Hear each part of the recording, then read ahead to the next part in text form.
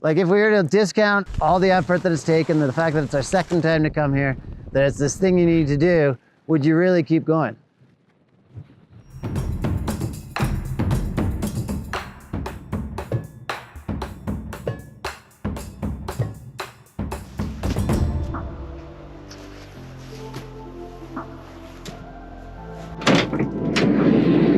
Oh, hey, dude. So, bit of a conundrum. Always the most stressful part of this project. Yeah. You have to trade. You're trading these opportunities. Like, we stick around here, we're gonna get split.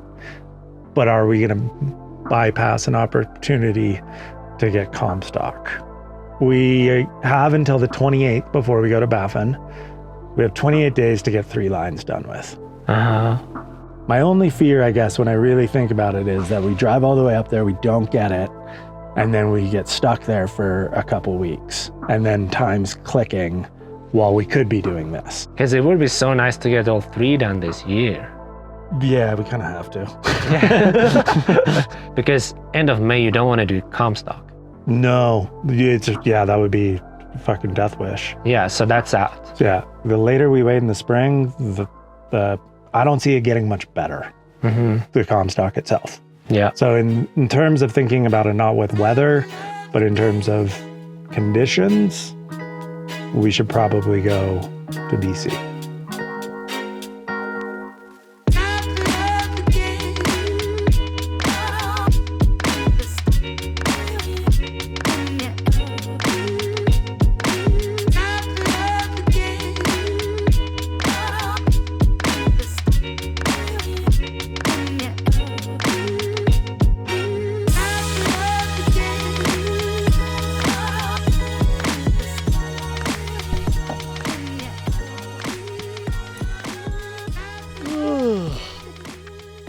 Ugh.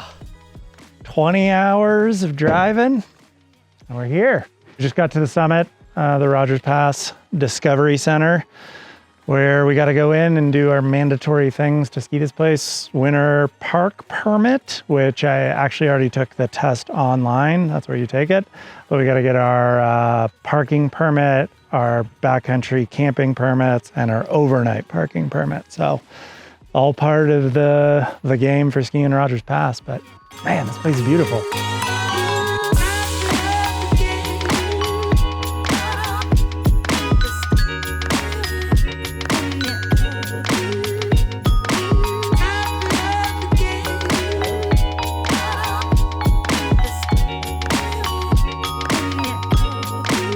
Alrighty, passes, park pass. Now it's time to pack. We are gearing up for a multi-day adventure to the Comstock. And we've got what looks like a really good weather window, almost 3 days. And we're gonna take advantage of that and plan to spend 2 nights out in the backcountry at the base of the Comstock Couloir. And you know, the reason mainly is one, I like the adventure of going camping with your buddies. And then 2, it really allows you to ski the line top down. You aren't climbing under a cornice for multiple hours. You're approaching wind slabs that can be potential this time of year from the top. It's just the risks are more manageable. So. Okay, at Greg's house, and got all our stuff loaded up. Now let's just talk through some of the details. Hi, Georgie. Hi. Why don't you come have a seat? Obviously, Illa Silhouette, and this long, flat, boring, decommissioned railroad. What is it it's like... I don't know, I was thinking 3.5 hours. 4,000 vert? There. It's like 6 miles and 4,000 vert. I think 3.5, like if we just say 4 hours, we were leaving at 7, we're up there by 11 or something. And then we're gonna end up kind of right in this tree line again, right? That was a good camp spot. Oh, that I think was pretty fantastic. Great camp spot. Yeah. So then camp there, then day 2, we're gonna stay up on this left side of the moraine like we did last time. Come around Twisted Rock and we go up here, almost to the summit of Selwyn, and then going over Dawson. And then we're into the Comstock, right here to here. And ski all the way back to the car, eh?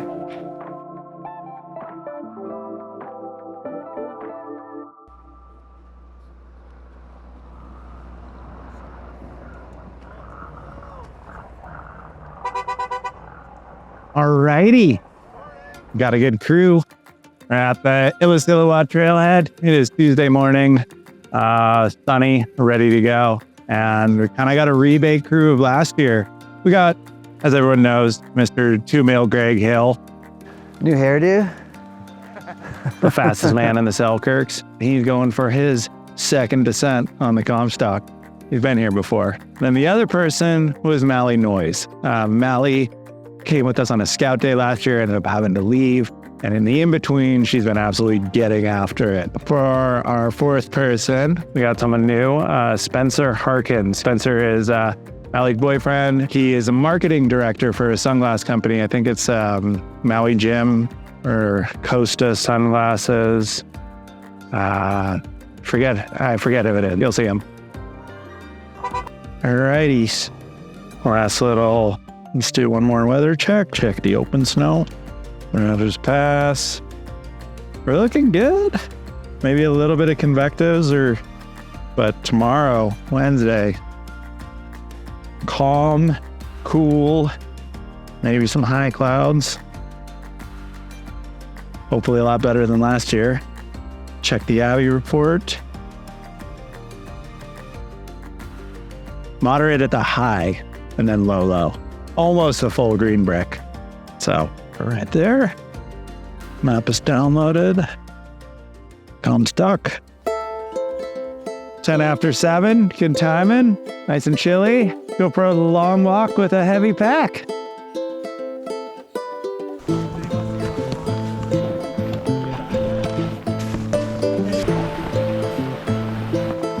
Oh, that's a little exposure. So yeah, we are kind of off the main trail of the Illecillewa and starting to head up the creek into the Isolking kind of basin. Slowly up for a few miles and then starts to ramp up and we kick off about 4,000 to the top of the Isolking Pass.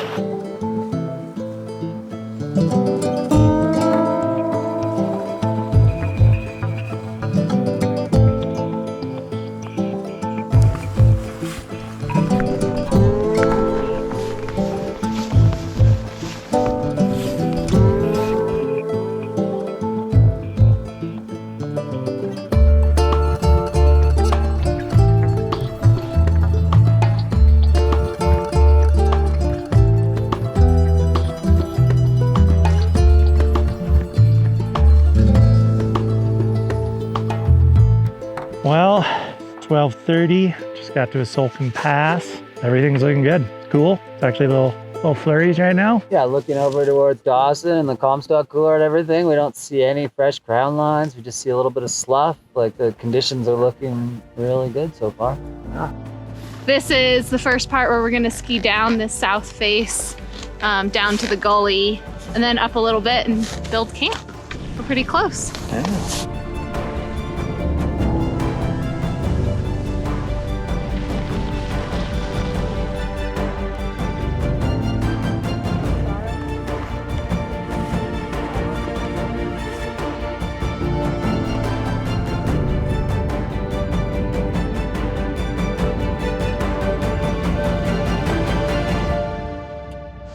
Home sweet home. Oh, and this is always the best part of the day. Oh.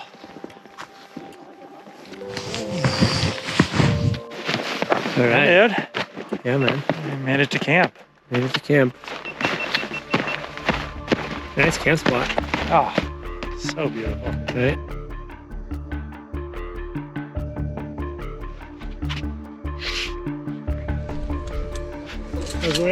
Yeah, we're getting there. Just testing it out. I think this is my spot. I'll sleep like this, and then I'll get up like this. It's not so bad. We need some level. How's it going there, cuddle buddies? It is great. Look at us all cozy. 7 o'clock. Yeah. As I've said before, this is the best part about winter camping because you just get in your sleeping bag early, fall asleep early. It's gonna be great. Yeah, what time are we going up tomorrow?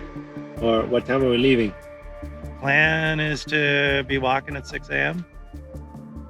I'm anticipating a 12-hour day. He's anticipating a 10-hour day. Yeah. If But he- we've got 10 hours to sleep before our 10-hour day. Yeah. All right. See you All tomorrow. right. See you in the morning. It's like, wow.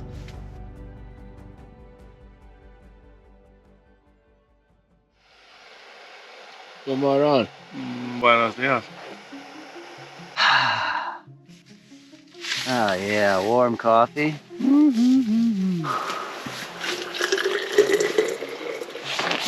The thing that everyone talks about, that Cody should be a foot model. Good morning, Melanie. What are you doing today? I'm putting my ski boots on. When are you gonna go skiing? We're gonna go tickle the Comstock.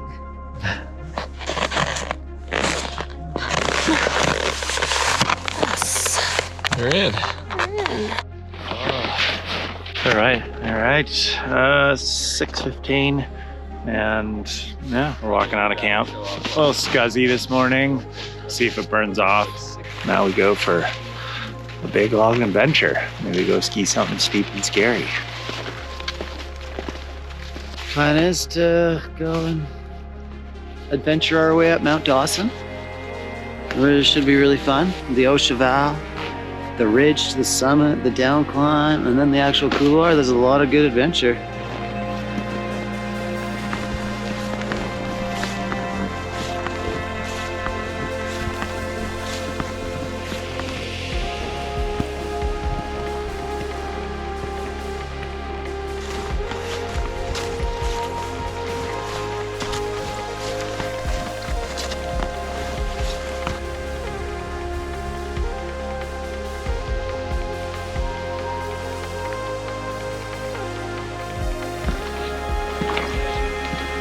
Well, buddy, we're back in the valley. Back in the valley. Now we're gonna see how it goes. Take it one step at a time.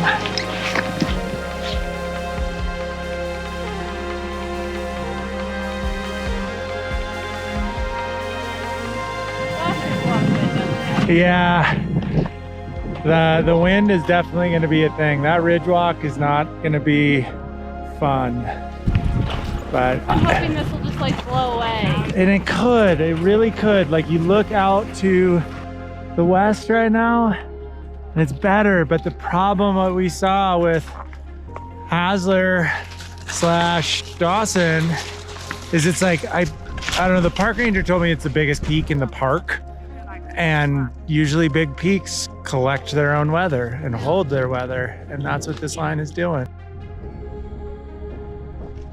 We've reached the first crux of the day. We got up to that spot just about, I don't know, 40 feet above us last year. There's a lot lower snow level this year. So to get up to here, we're on some pretty slick, lack of holds kind of shale rock, and Mixed with facet snow too. mixed with facet snow, which are always best. I can't believe Vale keeps putting them out here.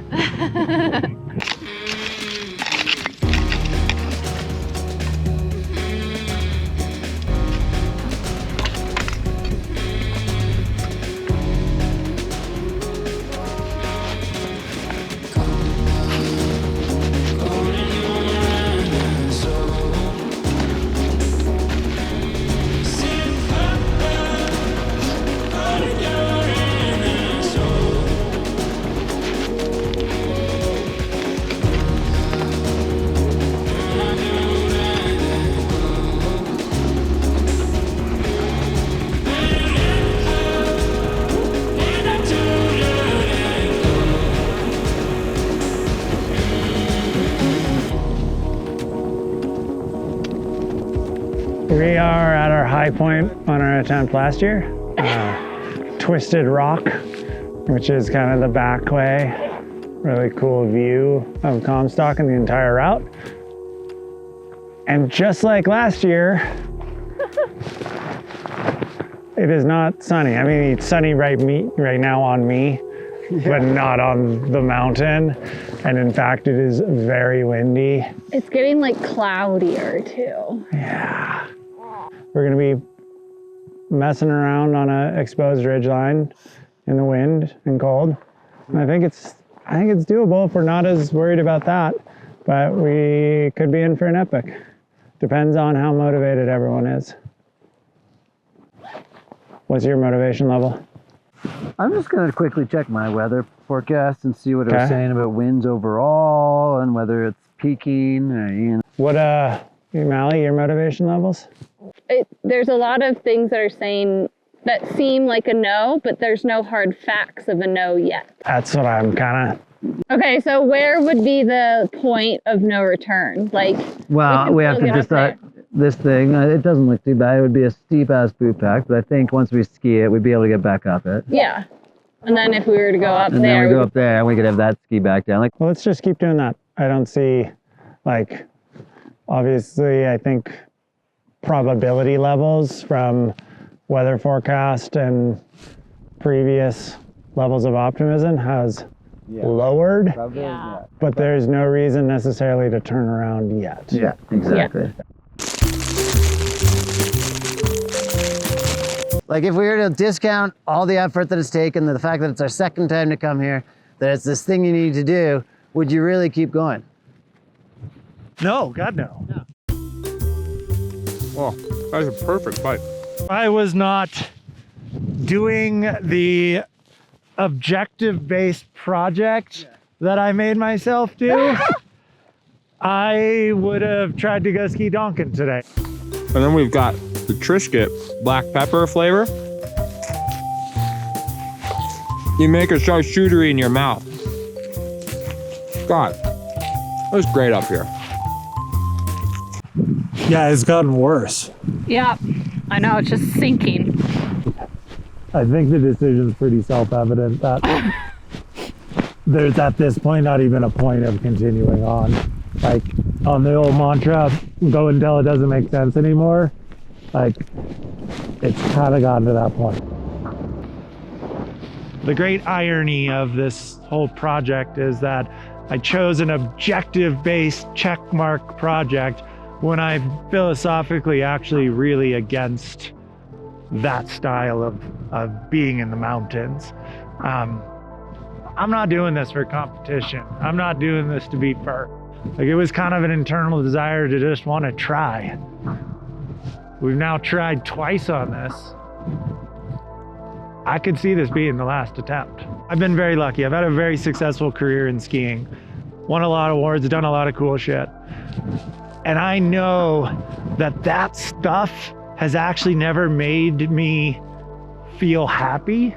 It's weird, like you're stoked, it's cool in the moment, but the weeks and months leading after that, you don't have contentment. And when I get contentment, it's from friends, family, shared memories of adventures, and like just, I don't know, being in the mountains and learning from them and like deflating your ego and not being worried about other people and just doing it because you love it. That's like what drives me. So to be here and be like so driven by checking some off a list, it kind of goes against some of my personal philosophy in the mountains. I also could be sitting here right now just really bummed and deflated because we can drive all this way and it looks like shit. So I don't know. What do you think? I mean, I think it's amazing that we're up here the second time, first of all. And it's always difficult when you like leave something behind and you go so far to try a line again. And then turn around again, it's way harder than the first time. Yeah. Right? Maybe, who knows, we might come back. Maybe we don't. And you know, it's like you said, the project, when the book or the project start motivating you more than yourself, then you start questioning like, is this good? Yeah. But I'm fucking stoked to be here with you. Yeah, no, that's what's always fun. Like, so I remember last time with Smoothie and Greg, it's like, wow, we had a great time. And we're here with Greg and Mally and Spencer. We've talked shit and had a great time.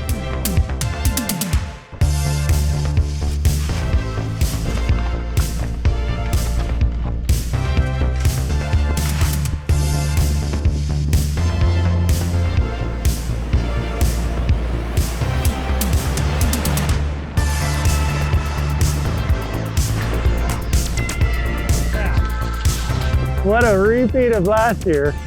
So apologize to the audience for the same episode 2 years in a row. But we're gonna show it to you because we like to show everything.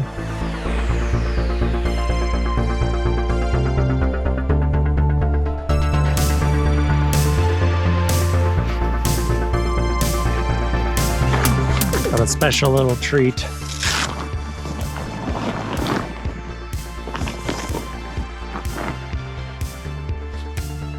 To drown our sorrows.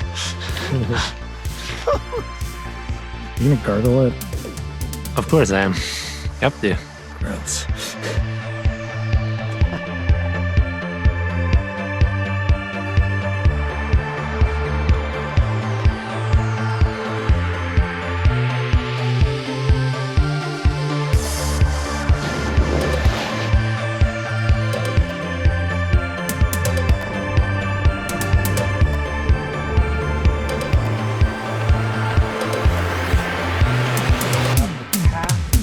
Burning.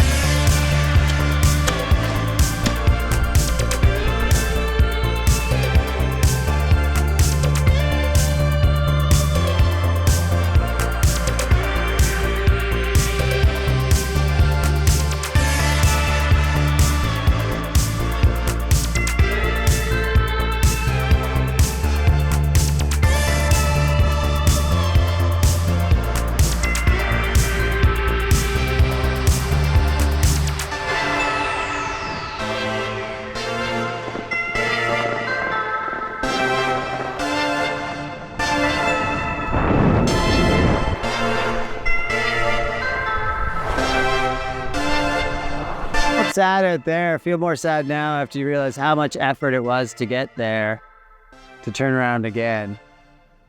Yeah, that's the definition of insanity, doing the same thing over and expecting different results. Yeah. Only twice though, the third time. I know.